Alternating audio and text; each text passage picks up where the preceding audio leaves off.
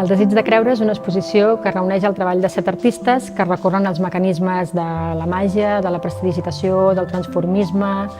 de l'evidència, però també de la tècnica, de la ciència, de l'espiritualitat, per veure de quina manera es construeixen les il·lusions. I sobretot el que vol és fer accent amb com les persones tenim ganes de creure en alguna cosa que no entenem perquè les lleis de la física, les lleis de l'òptica no corresponen, no ho entenem, però en canvi volem creure que una altra realitat més enllà d'allò que entenem i que toquem cada dia és possible, que pot passar alguna cosa que no coneixem.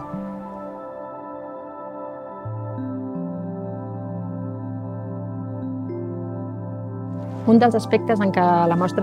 s'hi fixa és amb el tema de la mirada d'un mateix, però també de la mirada de l'altre, de quina confiança fem en aquesta mirada i de com aquesta mirada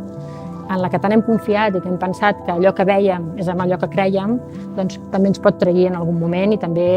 pot haver passat alguna cosa que se'ns ha passat de llarg confiant tant en aquesta mirada.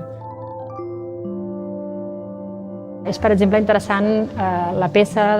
de la Júlia Montilla que es diu Suports vivents per la fabricació d'un mite. El propi títol ja ens està explicant molt el que està passant.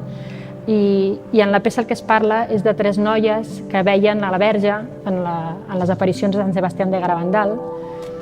i com totes les persones que estaven fent peregrinacions per anar a veure aquestes aparicions de la Verge en cap moment estaven veient la Verge. El que estaven veient eren 3 nenes que veien a la Verge i que per la seva postura, per aquesta mirada, aquest cap alçat, aquesta mirada perduda, aquesta sensació així que estaven en èxtasi, creien que la Verge se'ls estava apareixent. Llavors, aquesta confiança en aquesta mirada d'aquestes nenes, o en aquesta mirada perduda, en aquest cas d'aquestes nenes, és aquest delegar la credulitat en l'altre. I això també ho veiem en diversos llocs en l'exposició, en aquest cas seria un cas bastant concret.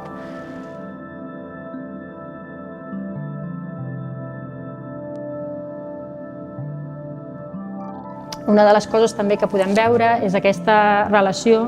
entre el públic de l'art, el públic del cinema, el públic de la màgia. És un públic a qui se li demana que deixi la incredulitat en suspensió en el moment d'entrar a la sala. Per exemple, el Christian Jankowski ens parla molt d'això, amb un triple vídeo que té. A través d'una acció de transformisme el que fa és transforma el públic d'una visita guiada a ovelles, públic que s'ha de guiar perquè no sap anar sol per una sala d'exposicions i que per tant és com un ramat d'ovelles a qui hem de guiar,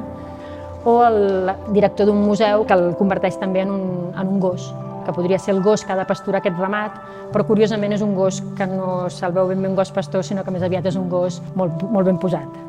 Llavors, totes aquestes traduccions, aquestes comparacions entre el món de la màgia, el món de l'art,